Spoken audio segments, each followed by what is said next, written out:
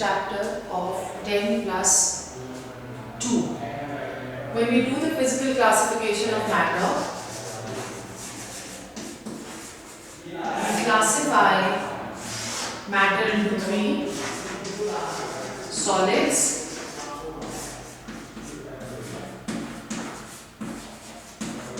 liquids, and gases. About liquids and gases, we have already studied in class 11. So in this class, we are going to concentrate on solids. Let's go on to the property of solids. We say that the solids, they are rigid. By rigidity, what do we mean? We mean that they have a fixed shape and volume, and by applying external pressure we are unable to change the shape of any solid. The solids have this property, which is rigidity. When we are talking of solids, we have many examples. For example, whatever you can see over here in your classroom: chair, table, doors, windows. All these, they exist as solids at room temperature. Room temperature is your 25 degrees Celsius. So any substance which exists as in the solid state at room temperature, that is what a solid is. The solids, they have, we say that the state of any substance that depends upon two things. One, which is the intermolecular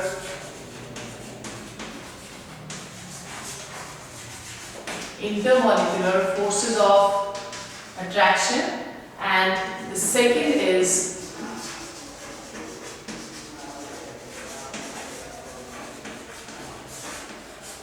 thermal energy. So there is a competition between the intermolecular forces of attraction and thermal energy in order to make, or in order to take the state of matter. In case of solids, we say that the intermolecular forces of attraction are maximum, and the intermolecular spaces, they are negligible, as a result of which the constituent particles of solids, they are very, very closely packed. The constituent particles over here, the constituent particles may be atoms, maybe molecules, or ions can also be present as constituent particles in solids. So let's study solids in detail in this chapter. The first topic is classification of solids based on arrangement of constituent particles.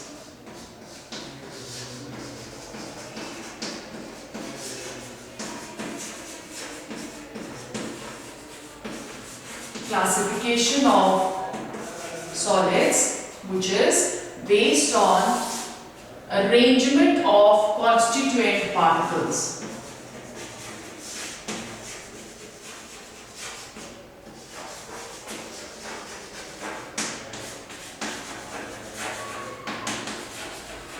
Arranged on constituent particles.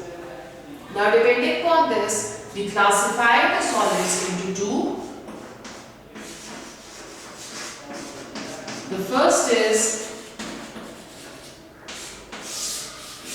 crystalline solids and the second is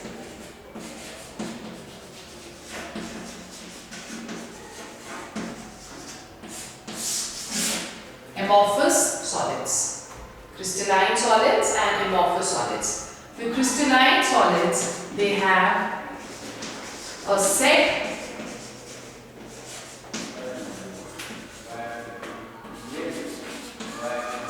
pattern of arrangement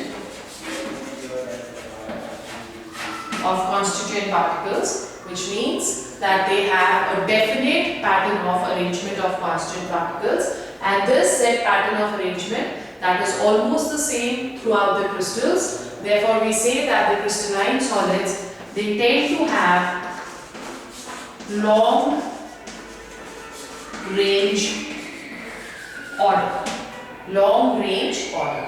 Long range order is same arrangement of constituent particles. Same arrangement of constituent particles over a larger area. So your crystalline solids, they have a set pattern of arrangement, therefore they have long range order. Whereas when we are talking of amorphous, the amorphous, they have haphazard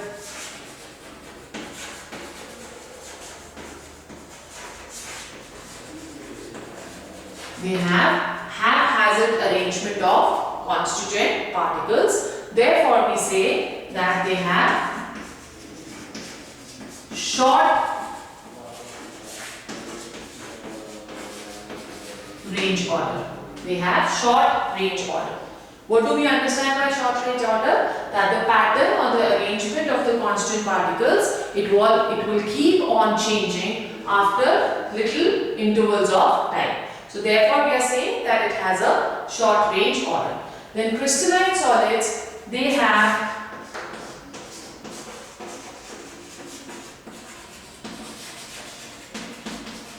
sharp melting points. Sharp melting points means that the solids, they abruptly they convert into liquids. For example, when we are talking of ice,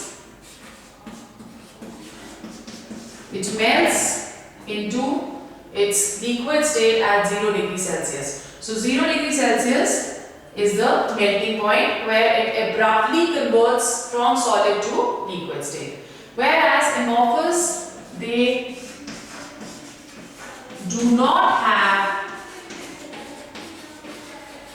sharp melting points.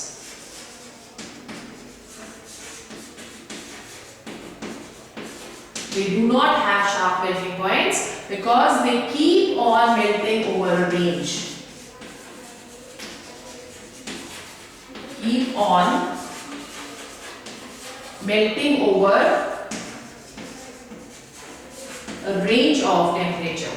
For example, glass, when we are talking of glass, glass is an example of your amorphous solid. When we raise the temperature of glass, it starts first of all converting into liquid and then it keeps on melting over a longer range of temperature. Therefore, we cannot particularly say what is the melting point of glass. Right? So, we are saying they do not have sharp melting points as they keep on melting over a range of temperature. The next very important property of crystalline and amorphous, we say that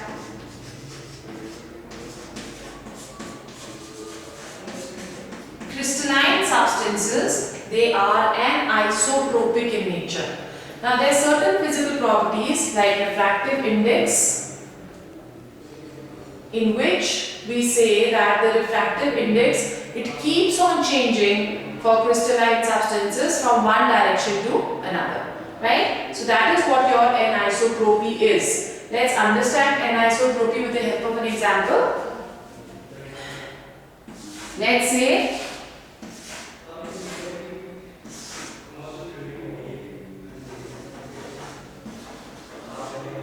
this is our solid consisting of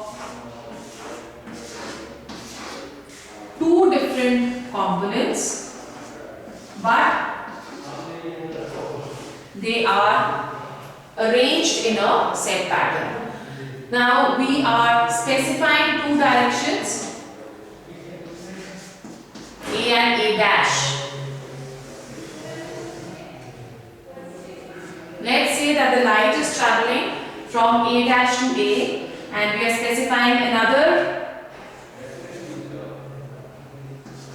direction, B dash to B.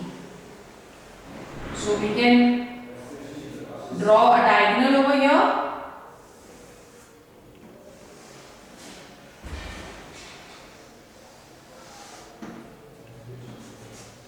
Right? Now here your light is traveling from B dash to B. The traveling of light in direction A dash to A, that is going to be different than B dash to B, or in other words we can say that the refractive index of light from A dash to A, that is going to be different than from B dash to B. Why this is happening? Because when we are going from A dash to A, we can say that there are similar kind of particles in the entire direction. But when we are going from B dash to B, you can see that there are different particles. We have a bigger molecule or a bigger constant particle, smaller one, bigger one, smaller one, and bigger one and smaller one. So we have different constant particles in this direction. So your refractive index, that is going to be different when we are going from A dash to A than when we are going from B dash to B. So such substances, they are said to be anisotropic in nature. So how do you define your anisotropy? When physical properties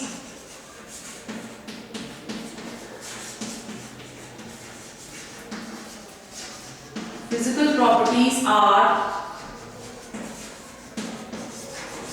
different in different directions. When physical properties are different in different directions, they are said to be anisotropic in nature. So we can say that our crystalline solids, they are anisotropic in nature. Whereas when we are talking of amorphous, the amorphous substances are isotropic. Isotropic means that they have the same properties,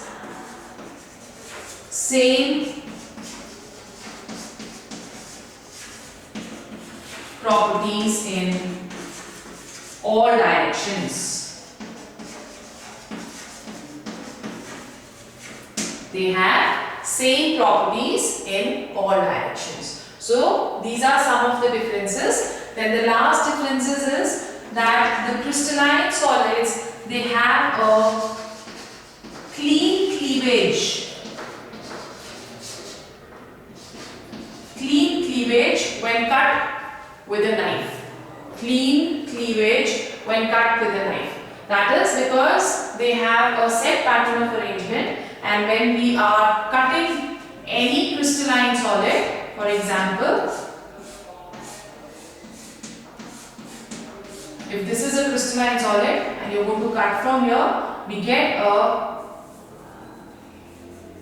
clean cleavage, right? So that is because it has what? It has a set pattern of arrangement of constituent particles. Whereas when we're talking of amorphous, the amorphous, they do not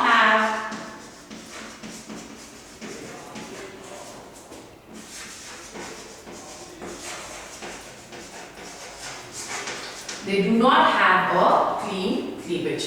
These are certain point of differences between crystalline and amorphous, and the classification that is based on arrangement of the constituent particles in solids. Let's see a few examples. Crystalline solids, NaCl, iodine, graphite, diamond. All these examples are of crystalline solids. Amorphous is your glass,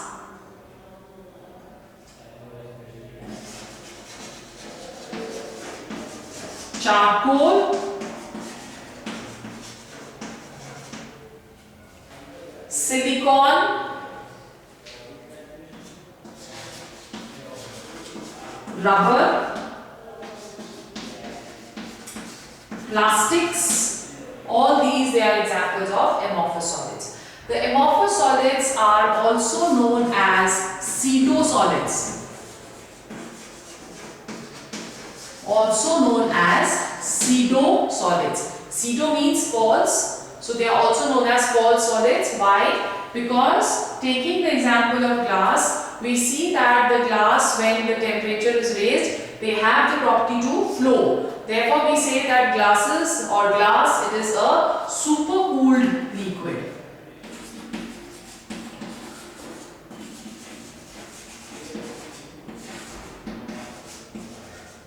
It is a supercooled liquid or a pseudo-solid. Now, how do we come to know that glass is a supercooled liquid? You must have noticed that in you can say buildings which are very old, the glasses of window panes, they are thicker at the bottom, whereas they are thinner at the top. That is because slowly and gradually, with increase in temperature, the glass that keeps melting and the bottom part that is thicker, whereas the upper part that is going to be thinner, thereby telling that your glass that is a supercooled liquid which has a tendency to flow. Right? So this is your first topic, classification of solids based on arrangement of constituent particles. The second classification of solids, that is based on the type of constituent particles and the kind of forces of attraction or intermolecular forces between the constituent particles. So the second classification which we are going to do, that is classification based on type of constituent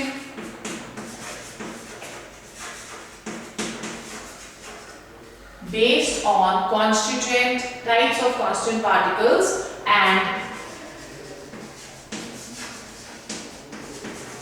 forces of attraction between them and the forces of attraction between them. Depending upon this, we classify our solids into four kinds. The first one is the molecular solids.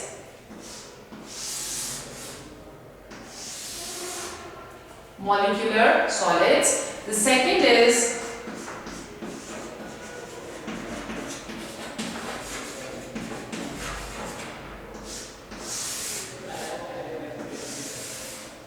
ionic solids. The third is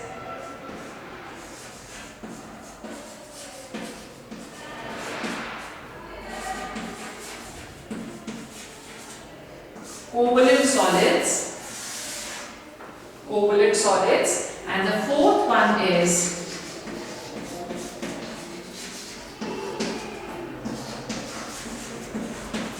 metallic solids. Metallic solids. Let's discuss all of them one by one. We go to the molecular solids. The constituent particles in molecular solids are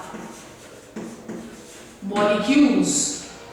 They are further classified into three depending upon the forces of attraction between the molecules. The first one, that is non-polar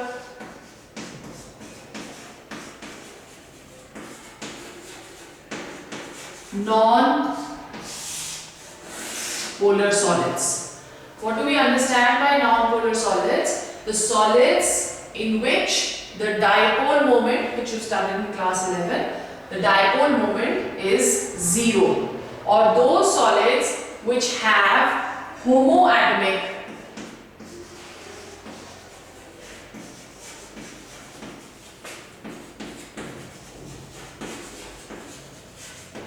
which have homoatomic molecules.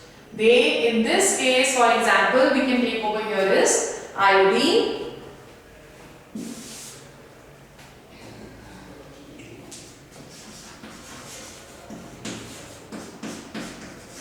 solid iodine. Solid iodine has both atoms of iodine, as a result of which the shared pair of atoms between iodine that remains in the center, such molecules they are said to be non-polar. Another example which we can take over here, that is your solid carbon dioxide or ice. When we see the structure of solid carbon dioxide, we know that oxygen is more electronegative as respect to carbon. So it attracts the shared pair of electrons towards itself. Similarly, this oxygen also attracts the shared pair of electrons itself, and this makes the effect of both the oxygens null and void. Therefore, we say that dipole moment of this, that is going to be equal to 0. Okay, so this is another example of a non-polar solids. When we are talking of non-polar solids, the forces of attraction in non-polar solids, that is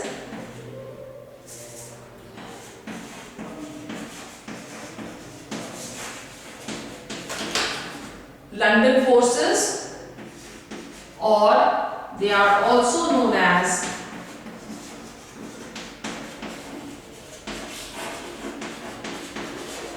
dispersion forces. London forces or dispersion forces. So all those solids in which the constant particles are molecules and which have a net dipole moment of 0 have London forces or dispersion forces of attraction between the molecules. They all come under the molecular solids. Two examples which we have done is your solid iodine and solid carbon dioxide. Then the second one is polar solids.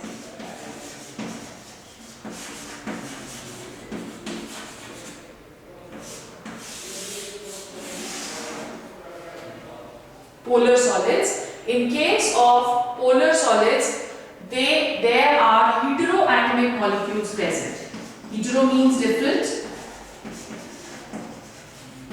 and atomic means atom. So there are two or more than two kinds of atoms present in this. For example, we can talk of solid HCl. In this case, chlorine being more electronegative attracts the shared pair of electrons towards itself. So it gets a slight negative charge and hydrogen gets a slight positive charge. This develops a polarity in the molecule, and such molecules, they are called polar solids. So solid HCl is an example of this.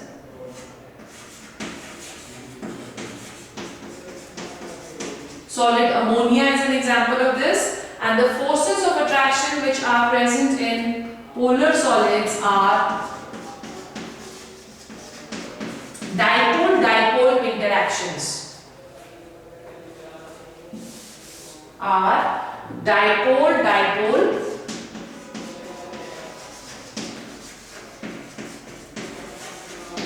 Dipole interactions. The third type of solids, molecular solids, they are known as hydrogen bonded. They are known as hydrogen bonded solids. As the name is suggesting, the forces of attraction is a hydrogen bond. And hydrogen bond क्या है? Hydrogen bond, it is a bond between hydrogen and highly electronegative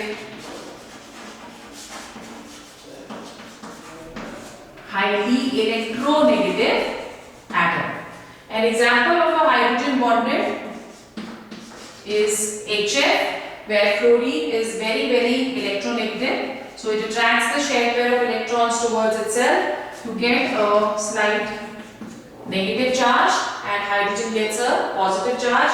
Fluorine forms a special kind of bond with the next molecule of hydrogen chloride. So it exists as an associated molecule and has a hydrogen bond. Such molecules, they tend to have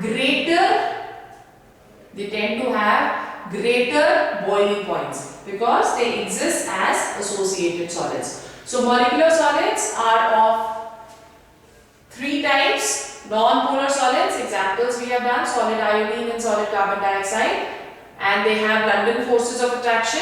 The second one is your polar solids. Polar solids in which heteroatomic molecules are present. An example is HCl and solid NH3. They have dipole-dipole interactions. The next one is your hydrogen bonded solids in which the bond is between hydrogen and highly electronegative atom. And an example which we have done over here is HF. In all the three cases, the constituent particles, they are going to be molecules. So let's go on to our second kind of solids. So I am just going to write this in short so that we do not forget. The constituent particles are molecules and there are three forces of attraction. One, London forces or dispersion forces. An example which we have done is of iodine and dry ice, solid carbon dioxide, which is also known as dry ice. The second is our dipole-dipole interactions.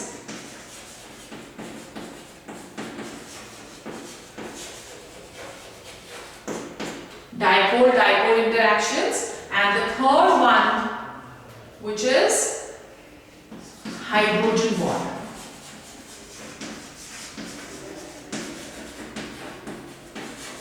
Hydrogen bond. Then we go on to the next kind of solids. In ionic solids, the constituent particles, they are going to be ions, and because ions are present, the forces of attraction are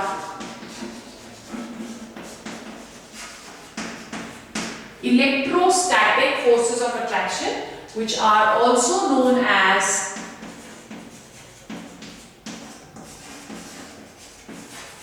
ionic bonds,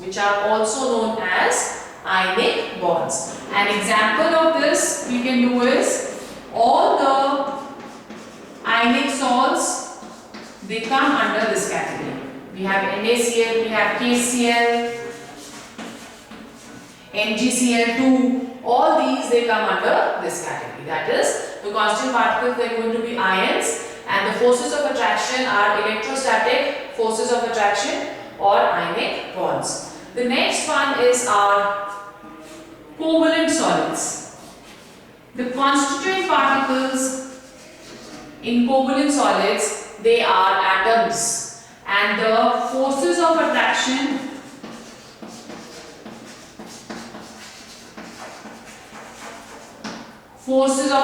are covalent bonds. An example of this are allotropes of carbon.